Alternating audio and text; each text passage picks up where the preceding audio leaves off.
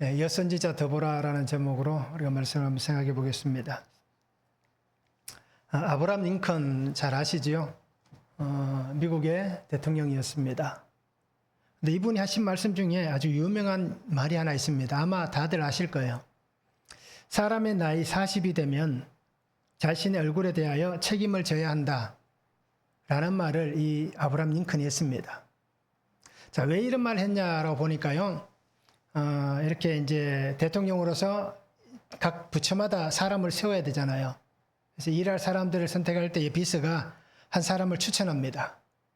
그런데 모든 것이 다 완벽한 거예요. 그런데 대통령이 보기에는 한 가지 마음에 안 드는 게 있습니다. 얼굴이 너무 마음에 안 드는 겁니다. 늘 얼굴에 원망과 불평이 가득하고 근심이 가득한 얼굴로 있는 거예요. 그래서 그 사람은 안 된다라고 얘기한 겁니다.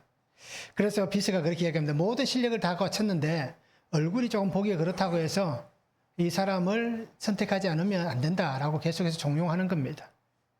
그럴 때 대통령이 한 얘기는 바로 그겁니다. 40이 지나면 자기 얼굴에 대한 책임을 져야 된다는 거예요. 그 사람의 얼굴만 보면 도저히 함께 할 수 없는 사람이다라는 겁니다. 일을 할 수 없다는 거예요. 그리고 일을 맡길 수 없다라는 것입니다. 그래서 사람의 나이 40이 지나가면 그죠? 자신의 얼굴에 대해서 책임을 져야 한다라는 얘기를 한 겁니다. 자, 성격이 나타날 수 있습니다. 그 사람의 직업에 따라서 얼굴 모양이 바뀔 수 있습니다.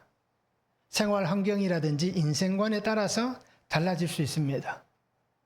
그가 살아온 삶의 흔적들이 그 얼굴에 드러납니다.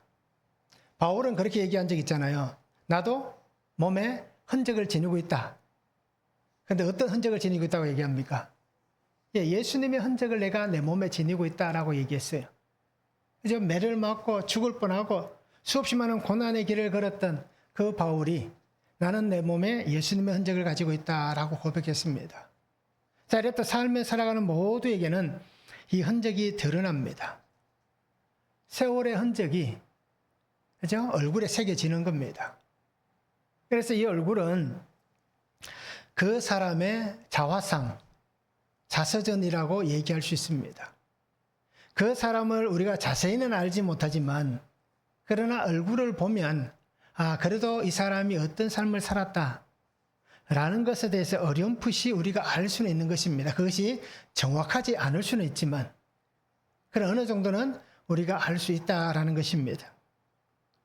자, 그러면 오늘 우리 성도님들의 얼굴을 보시면서 거울을 보실 때마다 어떤 생각이 드십니까? 오늘 정말 멋있다. 그죠? 길거리 나가면 남자들이, 여자들이 나를 따라다닐 것이다. 라고 할 만큼 아름답고 멋있는 얼굴로 보여줍니까? 거울 볼 때마다, 아이고, 이렇게 생각되십니까? 어떻습니까? 내 얼굴을 보면서 내가 나를 사랑하지 못하면, 이제 다른 사람도 사랑해주지 않는 거예요. 내가 내 얼굴을 보면서 웃지 못하면 다른 사람도 나를 위해서 웃지 않습니다. 그것은 가족도 마찬가지인 거예요. 아마 곁에 있는 사람들이 가장 잘 알 거예요. 이 사람의 삶의 모습을 곁에서 지켜보았기 때문에 성격도 알고, 그죠? 그의 삶의 모습도 패턴도 잘 아니까 그에 대해서 너무 잘 압니다. 그러면 우리가 예수님을 믿는 우리의 삶의 모습 안에서 우리의 자화상이 달라져야 되지 않겠냐라는 겁니다. 저도 그렇게 많이 달라지진 않았습니다. 그런데 이렇게 말씀을 드릴 수 있는 것은 그래도 우리가 예수님을 믿으니 우리의 얼굴 모습에서 예수님의 모습이 나타나는 그러한 삶으로 바뀌어 가야 되지 않는가라는 것입니다. 하루아침에 바뀔 수도 있습니다. 그죠? 바울이 그 다메섹으로 가다가 하루아침에 바뀌었잖아요.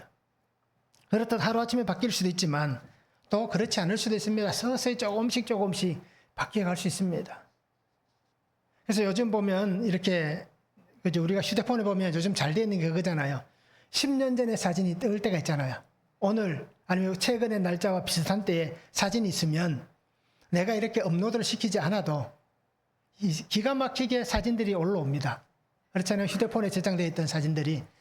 그래서 10년 전의 내 얼굴과 오늘의 내 얼굴이 어떻습니까? 뭔가 좋아 보입니까? 아니면 더 안 좋아 보입니까? 한번 우리가 그 사진들이 올라올 때마다 야, 그래도 그때는 참 젊었네. 그때는 참 팽팽했다.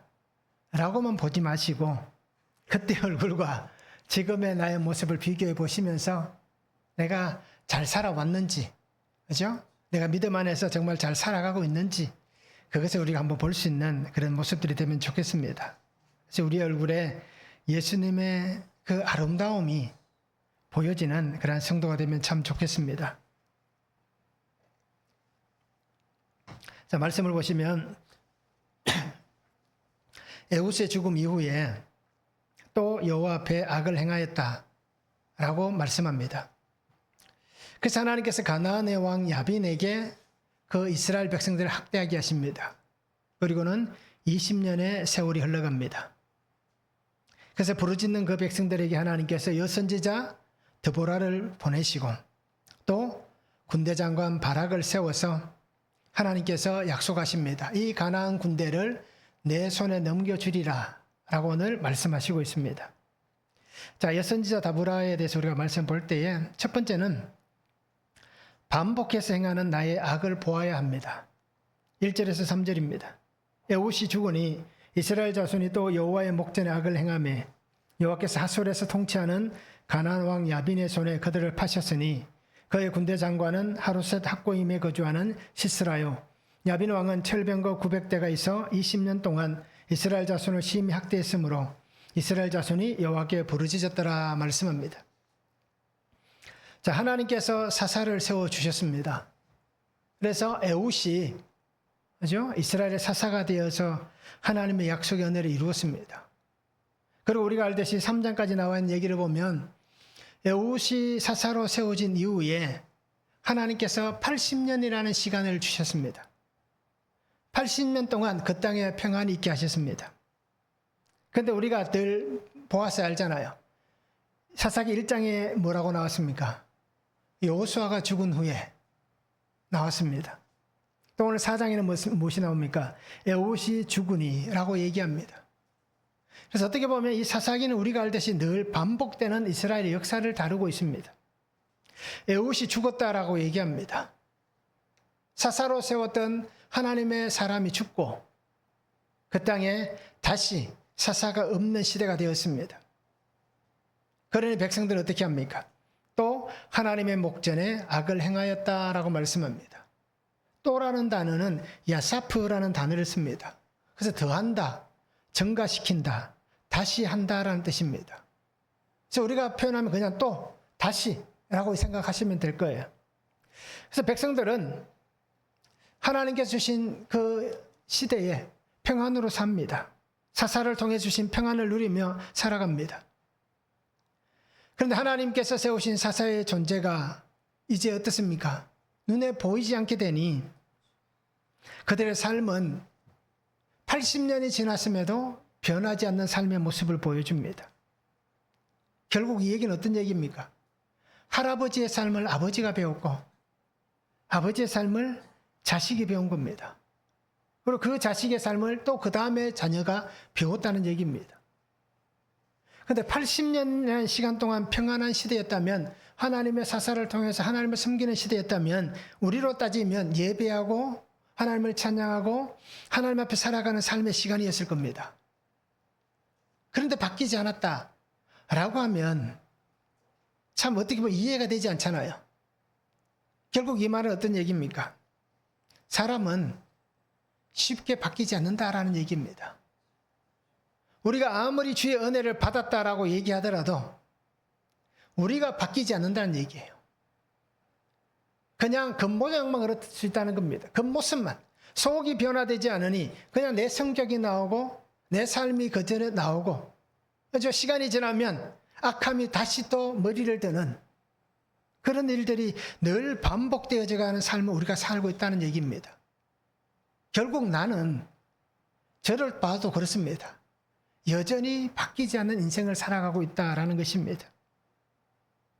변화되지 못했습니다. 시간이 충분히 흘렀음에도 그들은 다시 아니면 더 증가된 더 악함으로 삶을 살아가고 있는 이들의 모습을 보여주고 있습니다.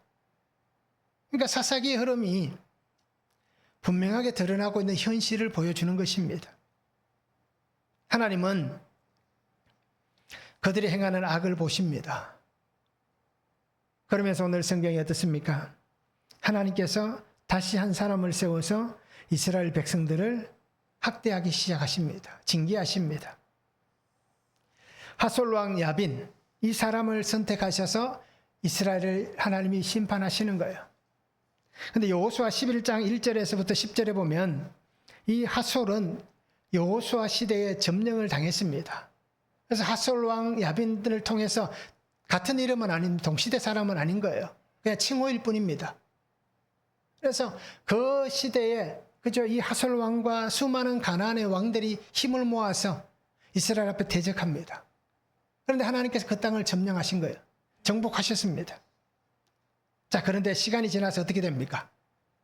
그 점령당했던 지역에 다시 그 가나안 백성들이 살아가는 겁니다. 왜요? 완전히 쫓아내지 못했잖아요. 여전히 우리의 곁에 남아있는 겁니다. 자, 그러다 보니까 이 하솔이 가나안이 점점 강성해지는 거예요. 오늘 성경에 보면 철병거 900대가 있었다라고 얘기합니다. 이것은 우리가 오늘날로 철병거 900대라고 얘기하면 우리가 상상이 안 되는 거예요. 자, 이 시대에 우리가 얘기할 때 이스라엘은 청동금을 쓰던 시대입니다. 그렇잖아요. 아직 청동기 문화였어요. 그런데 이 가나안은 철병거를 가지고 있었다고 얘기합니다. 블레셋도 이 당시에 이스라엘은 철이 아니라 청동으로 금을 가지고 사용했는데 블레셋은 어떻습니까? 철금을 가지고 있었습니다. 그러니 이 가나안 땅에 거주하면서 이길 수가 없는 거예요. 전쟁에서 무기를 가지고는 이길 수가 없는 겁니다. 자, 그러면 이스라엘이 언제부터 철금을 가졌느냐? 다윗 시대부터입니다. 요나단이 금을 가지고 있었다라고 얘기해요. 그런데 이 요나단이 금을 가지고 있는 건 사울이 가지고 있는 철금이 다였습니다. 그 시대에. 그러니 전쟁에서 이길 수가 없는 겁니다. 철병거 900대는 상상할 수 없는 군사력입니다. 오늘로 얘기하면 미국과 같은 군사력인 거예요. 항공모함이 있고 요번에 그 이란을 폭격했던 그 보이지도 않는, 알 수도 없는 그런 비행기들이 존재하는 나라다라는 겁니다. 그런 나라를 하나님께서 사용하시는 겁니다. 그래서 그 땅에 하나님의 심판이 임합니다. 그 기간이 20년이라는 시간이 흘러갑니다. 이 가나안의 통치 안에 살면서 20년 동안 살아가면서 이들이 드디어 그때서야 부르짖기 시작합니다. 하나님, 우리 이제 못 살겠습니다. 더 이상 우리가 살 수 없습니다. 하나님, 우리를 제발 이 가나안 땅에서 건져달라고 그들이 울부짖으며 하나님 앞에 부르짖고 있습니다. 결국 견디다가 참다가 이 정도는 내가 살 수 있다 라고 하다가 더 이상 도저히 견딜 수 없는 그때가 되었어야 하나님 앞에 그들이 부르짖고 있습니다. 하나님은 그전에도 하셨고 지금도 하시지만 하나님의 백성이 하나님을 찾지 않으면 하나님의 일반적인 은혜는 주시지만 그들에게 특별한 은혜는 주시지 않는다는 얘기입니다. 그래서 울부짖는 그들에게 하나님께서 잊지 않으시고 그들에게 응답해 주십니다. 그래서 하나님께서 그들에게 구원의 손길을 준비하십니다. 그리고 그 구원자를 보내셔서 하나님은 이 가나안, 이 하솔에게서 그 백성을 건져주십니다. 그리고 다시 하나님 안에서 삶이 회복되어지도록, 신앙이 회복되어지도록 하나님께서 그 길을 인도해 주시고 있습니다. 자, 이렇듯 사람 사는 세상은 다 똑같습니다. 이때나, 그죠? 과거나 오늘이나 별반 다를 게 없이 살아갑니다. 그냥 먹는 것 조금 차이 나고, 입는 것 차이 나고, 살아가는 삶의 문화가 조금 다른 것, 이거 외에는 전혀 달라지는 것이 없습니다. 오히려 지금보다 이 시대가 더 건강할 수 있잖아요. 그렇잖아요. 늘 걸어다녀야 되고, 먹는 것도 오늘같이 이렇게 남아도는, 쓰레기가 남아도는 시대가 아니기 때문에 그 시대도 어느 정도는 있었겠지만 오히려 지금보다 더 건강한 시대를 살아갔을 수도 있습니다. 인간의 수명은 지금보다 짧았지만. 그런데 오늘 우리가 잘 보시기 바랍니다. 전혀 다를 것이 없는 시대를 살아갑니다. 똑같이 반복하는 삶을 살아갑니다. 우리의 환경이 어떻습니까? 늘 다람쥐 쳇바퀴 돌듯이 돌아가잖아요. 오늘은 주일이니까 하루가 좀 다르겠지만 평소에는 어떻습니까? 일어나서 씻고 일어나서 큐티했다 합시다. 큐티하고 씻고 밥 먹고 출근하고 하루를 보내다가 늘 똑같은 업무를 보다가 또 퇴근하고 집에 와서 그죠? 또 밥 먹고 TV 보다가 씻고 자다가 그 다음날 되면 또 똑같이 그죠? 일어나서 똑같이 하다가 그러다가 주일날 조금 다른 것 일어나서 다 하다가 교회 와서 예배 드리는 것 그리고 성도들과 올려 시간을 보내다가 집으로 돌아가는 것 또 그리고 낮 시간 좀 기니까 또 다른 일을 하는 것 그거 하나 다르고는 늘 똑같은 반복된 삶을 살아갑니다. 자, 이렇듯 오늘 우리가 살아가는 삶에서 말씀을 떠나게 만들고 하나님의 은혜를 잊게 만드는 나의 반복되어지는 죄, 악은 무엇입니까? 우리 늘 반복하는 죄가 있습니다. 습관적으로 짓는 죄가 있습니다.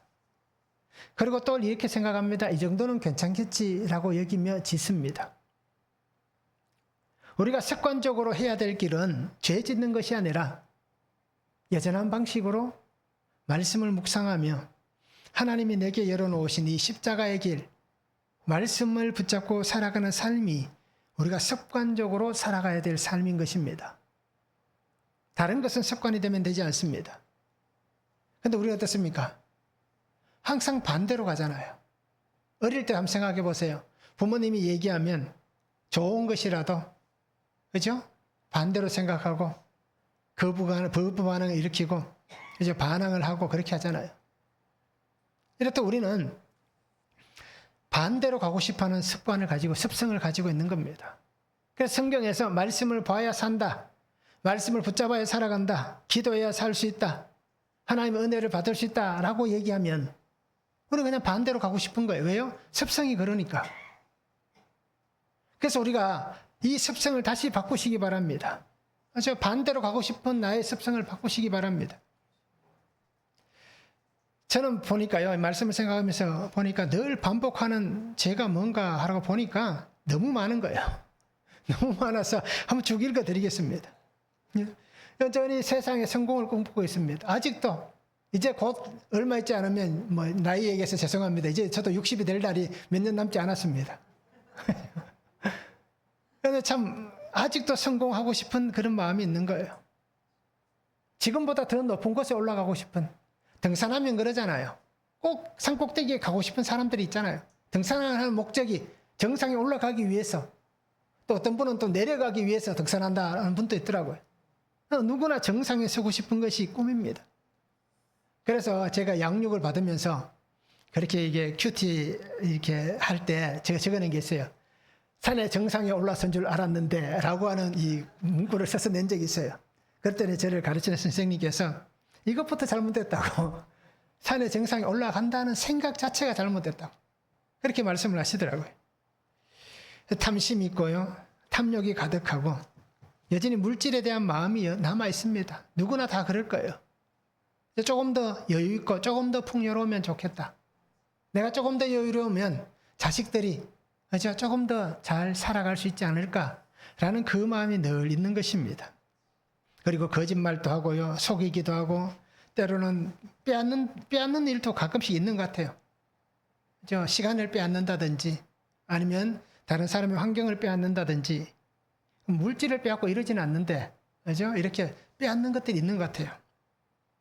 그리고 지나오면서 보니까 예전보다 또 예전에 악했다가 또 괜찮아졌다가 요즘 또 괜찮아졌습니다. 한동안 제가 말씀드렸잖아요. 눈가를 확 뽑아버린다라고 표현한 적이 있잖아요. 그렇듯 악하게 말하고 행동하는 때도 있었습니다. 근데 요즘은 조금 좋아지고 있는 것 같아요. 말하는 게, 행동하는 게. 그리고 정욕에 잡혀 있고요. 쾌락의 즐거움을 쫓아가는 것 같고요. 늘 여기 저기 기웃거리며 살아가는 삶을 살고 있습니다. 이것이 제 지금 반복하고 있는 습관적으로 늘 이렇게 보여지고 있는 저의 죄된 모습인 겁니다. 이거보다 더 많겠죠. 그런데 이렇게 정리를 해보았습니다. 그래서 정말 말씀 안에서 우리가 나의 죄를 직면해야 됩니다. 나의 악을 보아야 합니다. 그래야만 나의 죄와 악을 보시는 하나님께서 그 말씀 안에서 나를 돌아가게 하시는, 그죠? 다시 돌아서게 하시는 그 은혜를 우리가 누릴 수 있는 것입니다. 그러게 오늘 우리가 말씀을 붙잡으시면서 한번 적용해 보시기 바랍니다. 반복적으로 행하고 있는 죄와 악은 무엇입니까? 회개했다고 하면서 또 다시 반복하는 죄는 무엇입니까? 그래서 우리는 늘 반복하는 거예요. 그래서 한번 적용해 보시길 바랍니다. 진심으로 돌이켜 하나님께로 돌아가고 있는지, 나의 믿음과 나의 삶을 한번 하나님 앞에 적용해 볼 수 있는 시간이 되길 바랍니다.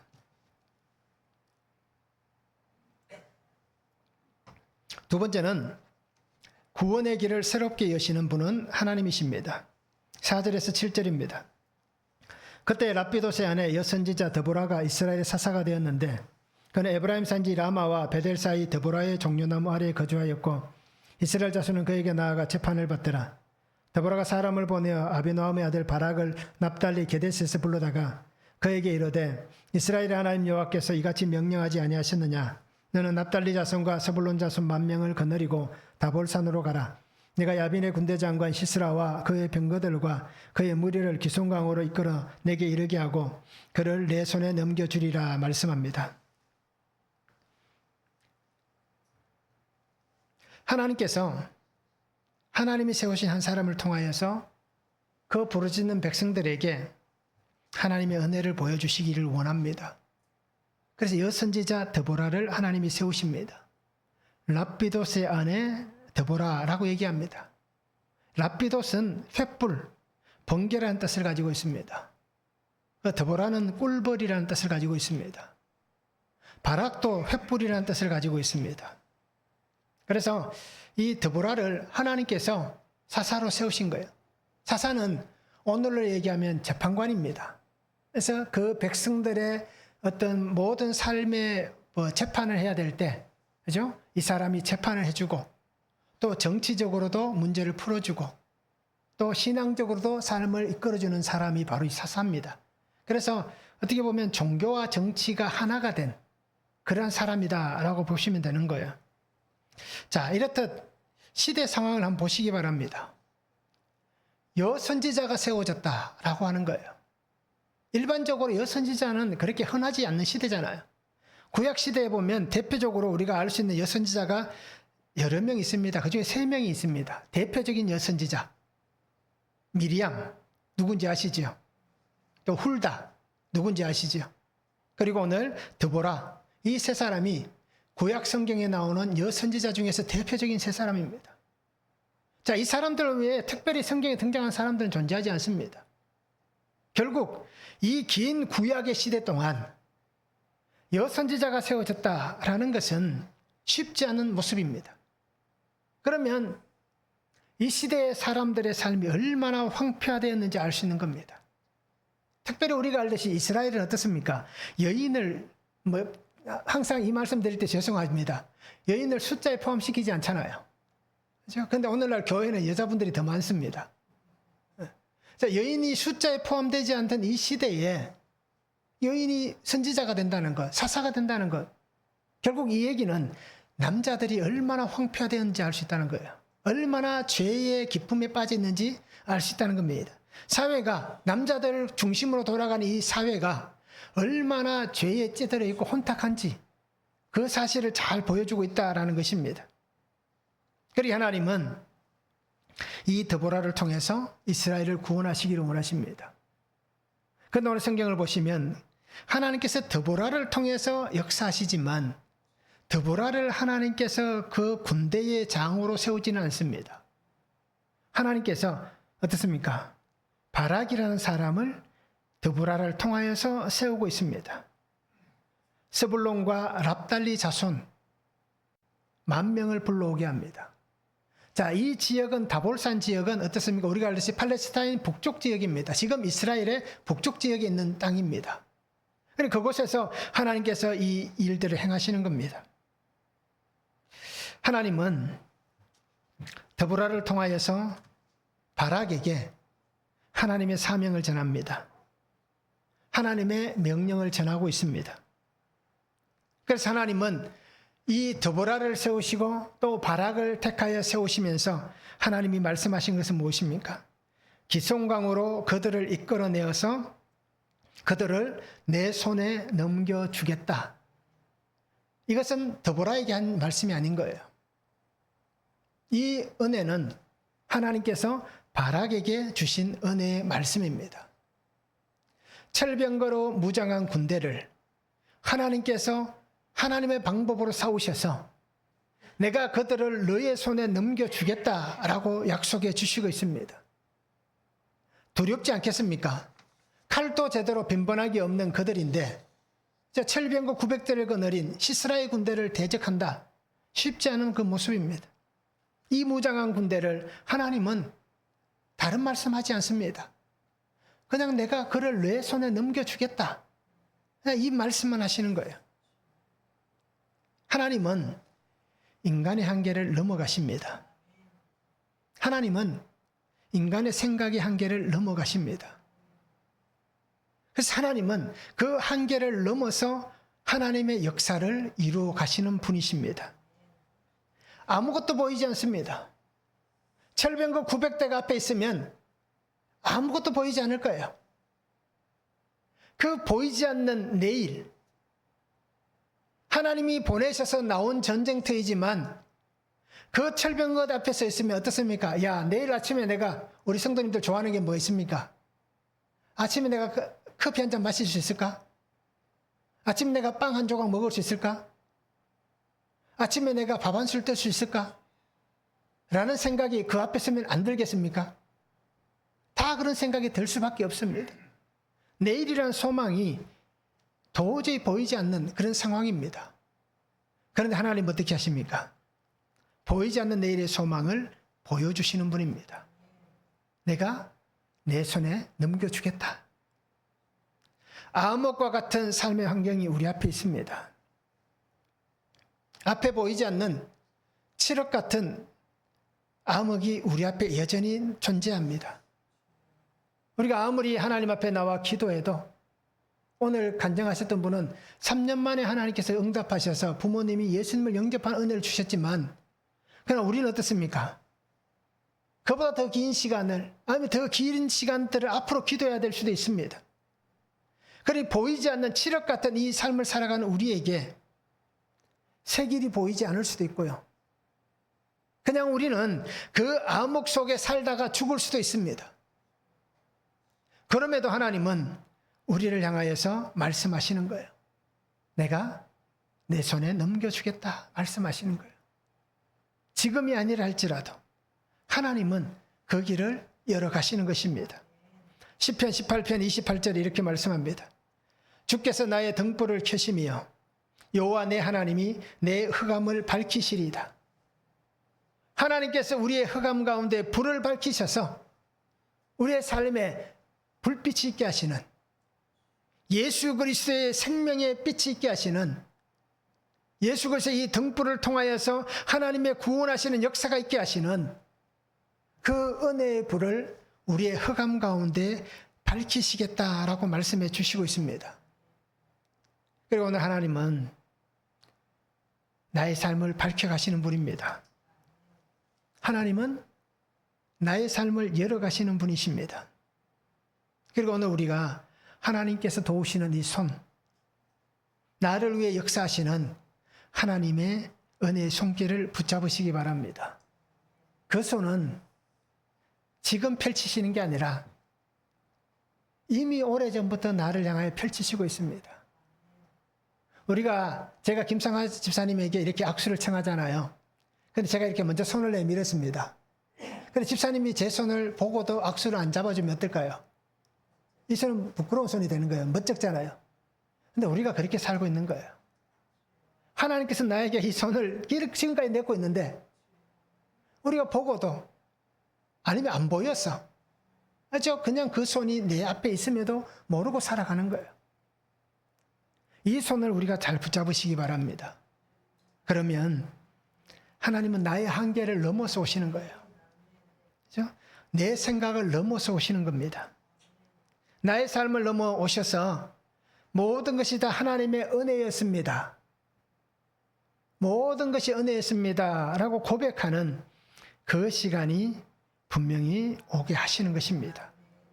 그 고백을 하나님은 분명히 나를 통하여 들으실 것입니다. 그러기에 오늘 우리 성도님들이 문제 앞에 좌절하지 마시기 바랍니다. 사건 앞에 포기하지 마시기 바랍니다. 이것은 성도님들에게 말씀드리는 것이지만 저에게 하는 말이기도 합니다. 문제 앞에 좌절하지 말자. 사건 앞에 포기하지 말자라는 것입니다. 보이지 않는 흑암, 아직도 여전한 동굴과 같은 상황입니다. 그러나 하나님의 시간과 하나님의 때는 분명히 오고 있다는 것입니다. 이미 하나님께서 시작하셨다는 것입니다. 출애굽기 23장 20절에 말씀합니다. 내가 사자를 내 앞서 보내어 길에서 너를 보호하여 너를 내가 예비한 곳에 이르게 하리니 말씀합니다. 아직도 우리에겐 깜깜하지만 하나님이 보내셔서 나를 그 흑암 중에 등불 있게 하시고 그 은혜 안에 보호하시고 예비한 곳으로 인도하시는, 나는 어둠 속에 걸어가지만 하나님은 예비한 곳으로 인도하고 계시는 그 은혜가 있음을 말씀합니다. 그러니 내 생각과는 다른 거잖아요. 내가 알 수 없는 것이잖아요. 그래서 우리는 주님만 붙잡고 살아가는 삶이 되면 참 좋겠습니다. 한번 적용해 보시기 바랍니다. 나의 구원을 위해 행하신 하나님의 일은 무엇입니까? 나를 구원하시기 위해 하나님이 하신 일이 있습니다. 하나님 무슨 일을 하셨습니까? 한번 적용해 보시기 바랍니다. 내 손에 넘겨주리라고 하시는 말씀을 믿고 나아가야 할 나의 사명의 자리는 어디입니까? 내 손에 넘겨주겠다. 이 말씀을 믿고 내가 나가야 될 나의 사명의 자리, 나의 삶의 자리가 어디인지 우리가 한번 적용해 보시면 좋겠습니다. 세 번째는 하나님의 말씀을 전적으로 신뢰해야 합니다. 8절에서 10절입니다. 바락이 그에게 이르되 만일 당신이 나와 함께 가면 내가 가려니와 만일 당신이 나와 함께 가지 아니하면 나도 가지 아니하겠노라. 이르되 내가 반드시 너와 함께 가리라. 그러나 내가 이번에 가는 길에서는 영광을 얻지 못하리니 이는 여호와께서 시스라를 여인의 손에 파실 것임이니라. 드보라가 일어나 바락과 함께 게데스로 가니라. 바락이 스불론과 납달리를 게데스로 부르니 10,000명이 그를 따라 올라가고 드보라도 그와 함께 올라가니라. 자, 바락은 드보라에게 이렇게 요청합니다. 권면 요청이란 말이 맞겠지요. 당신이 가면 내가 가겠습니다. 그런데 당신이 가지 않으면 나도 가지 않겠습니다. 라고 얘기합니다. 자, 우리가 이 말씀만 잘 보시기 바랍니다. 바락의 마음이 어떤지를 한번 살펴보시기 바랍니다. 믿음 없는 모습이라고 우리가 생각할 수도 있고, 자, 바락이 진짜 남자인데, 군인인데, 이제 너무 연약하다라고 얘기할 수도 있습니다. 그냥 이 말만 보면 바락을 향해서 우리가 정말 비난할 수도 있을 거예요. 어떻게 그럴 수 있냐? 하나님이 너를 보내시고 하나님이 내 손에 넘겨주시겠다라고 말씀하시는데 어떻게 너는 드보라라는 사사의 뒤에 숨느냐? 우리가 그렇게 해석할 수도 있을 거예요. 그것도 해석이 맞습니다. 그런데 오늘 제가 보니까요, 다르게 볼 수도 있을 것 같아요. 그래서 바락의 마음이 어떤지를, 바락의 마음이 무엇이었는지를 한번 생각해 보시기 바랍니다. 제가 볼 때는 그렇습니다.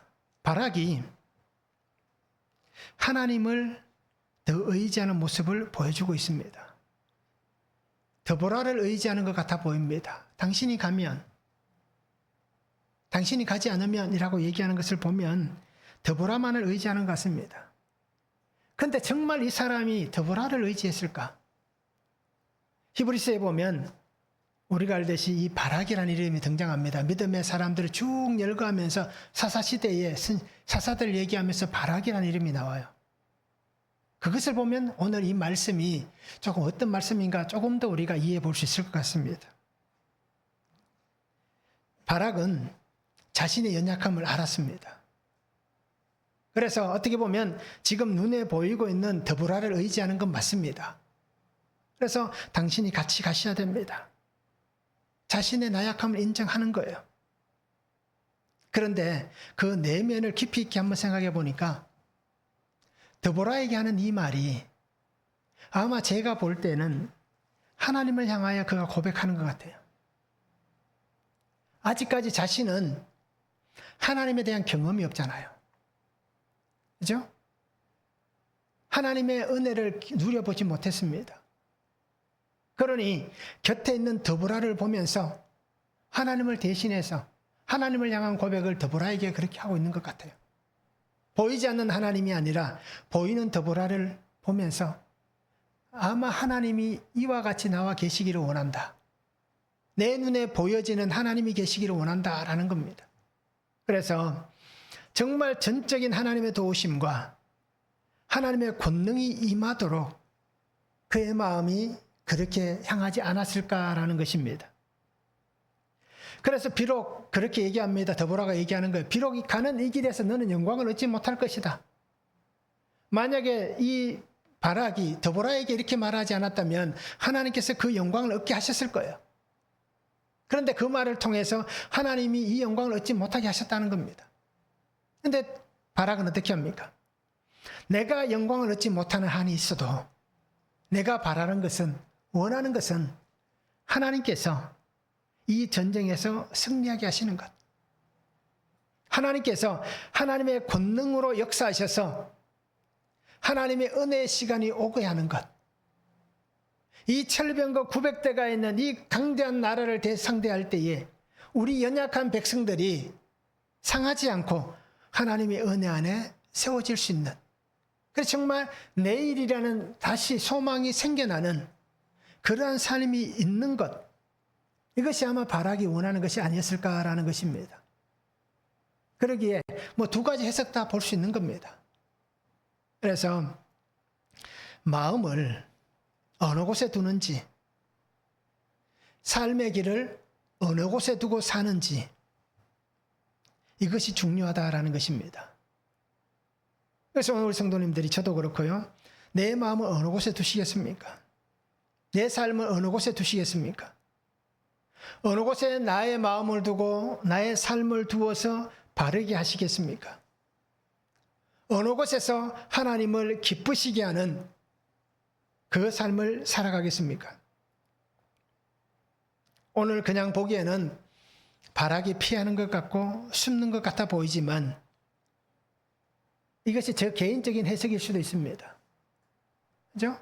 바락의 어떤 확고한 그 믿음의 모습, 하나님의 임재와 하나님의 역사실 그 권능을 믿고 나아가는 바락의 또 다른 모습을 보게 하는 그 은혜의 장면이다라고 생각을 합니다. 사무엘하 22장 31절에 보면 하나님의 도는 완전하고 여호와의 말씀은 진실하니 그는 자기에게 피하는 모든 자에게 방패시로다라고 말씀합니다. 비록 드보라가 곁에 있어서 드보라를 의지해서 그가 말하고 있지만, 그죠? 하나님에게 피하는 그에게 하나님은 방패가 되어주시는 그 은혜를 오늘 우리에게 말씀해 주시고 있습니다. 그러게 오늘 우리가 끝까지 붙잡고 살아가야 될 것은 오직 하나님밖에 없습니다. 오직 우리가 붙잡아야 될 것은 주님밖에 없습니다. 그래서 우리가 매일 큐티해야 되고 매일 말씀을 묵상해야 되고 매일 큐티하고 하나님 앞에 기도해야 되고 그 삶을 우리가 반복적으로 습관적으로 그렇게 살아가야 될 이유는 하나님밖에 없기 때문입니다. 삶이 해석이 되지 않잖아요. 사건이 오면 해석이 되십니까? 문제가 생기면 해석이 되십니까? 내가 겪고 있는 이 질병이 해석이 되십니까? 안 되잖아요. 그런데 매일 우리가 말씀을 묵상하며 주의 말씀이 들리면 삶이 해석이 되는 거예요.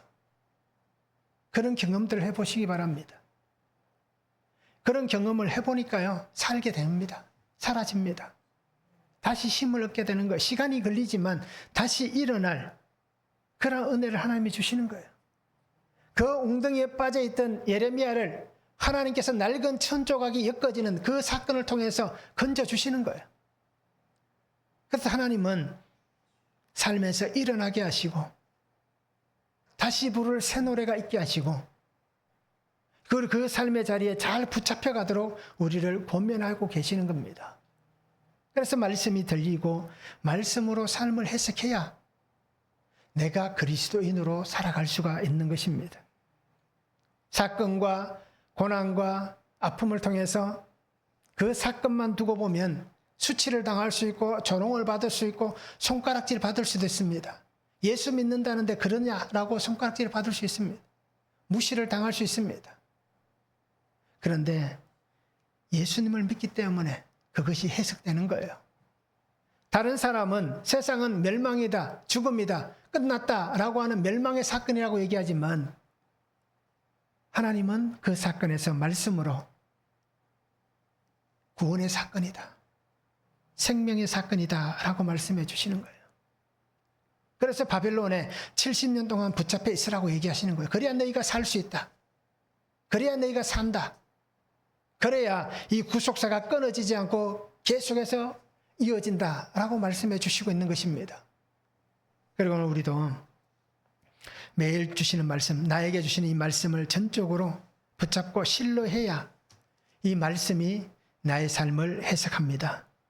그래서 우리가 나의 주님 예수 그리스도, 나의 구원자, 나의 왕이신 주님을 신뢰하시고 믿음으로 말씀을 붙잡고 살아갈 수 있는 삶이 되면 좋겠습니다.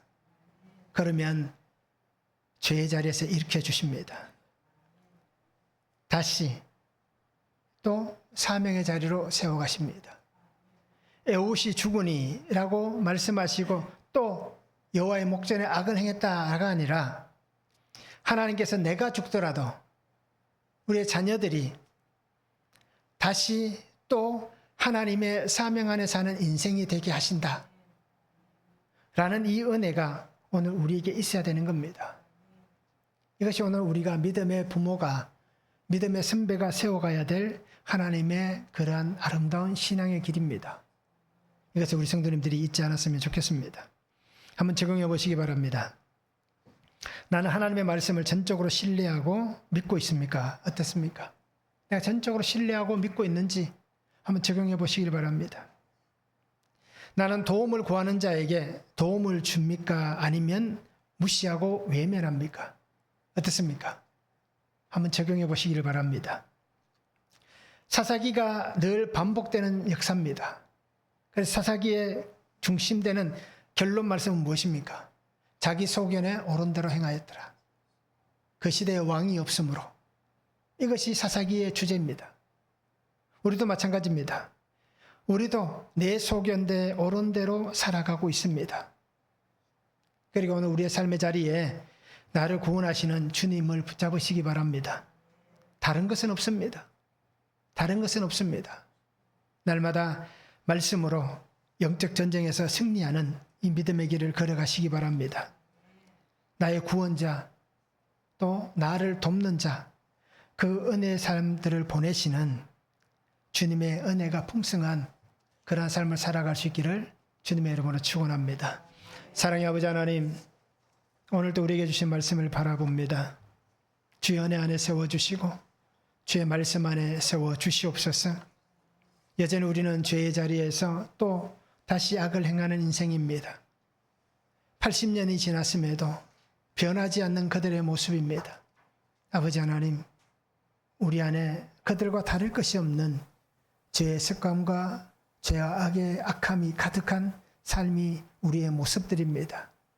그리 조금만 게을러지면, 조금만 나태해지면 우리 속에 죄와 악이 자리를 잡고 또 아버지의 유혹에 넘어지고 세상의 쾌락에 물들어가는 정말 보잘것없는 인생임을 고백합니다. 아버지 하나님, 우리에게 오셔서 우리를 건져주시고 우리의 흑암 같은 이 삶의 자리에 빛이 있게 하시고 등불 있게 하시는 아버지의 생명의 놀라운 은혜 안에 살아가게 하시고 오직 주님 마음을 붙잡고 주님과 함께 믿음 안에 고백하며 하나님께서 나를 도우시는 그 은혜 손길 가운데에 끝까지 주님과 함께 동행하는 믿음의 삶이 되어서 우리의 자녀들에게 신앙의 아름다운 유산을 물려줄 수 있는, 그래서 아버지 하나님, 내가 죽으니 또 다시 하나님의 은혜 안에 살아가는 자손들이 되었다라는 이 아름다운 고백이 있는 우리의 삶의 자리가 되도록 아버지 하나님 축복하여 주시옵소서. 감사를 드리며 예수 그리스도 이름으로 기도하옵나이다. 아멘.